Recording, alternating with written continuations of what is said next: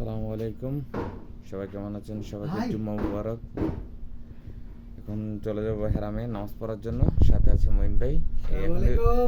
এখন রুম থেকে বের হব আমরা, সাথেই থাকুন।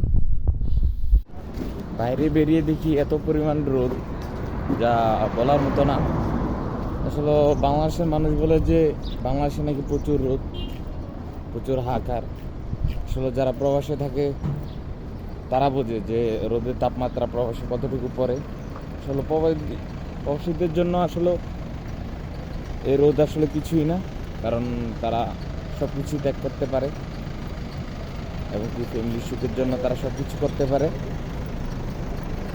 এখন চলে যাচ্ছি হেরামের দিকে সবাই।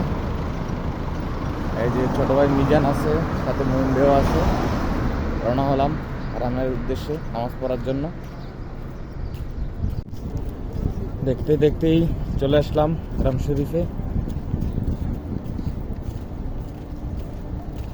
এ হচ্ছে হেরাম শরীফের মাঠ।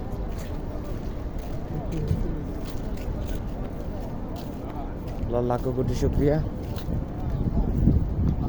হেরাম শরীফে চলে আসছি আমাদের জন্য। আমরা দেখতে দেখতে রোজার একদম উপরের সাইডে চলে আসছি নামাজ পড়ার জন্য। একদম উপরের তলায়, তিনতলায়। এটা হলো তিনতলার ভিউ। সুবহানাল্লাহ।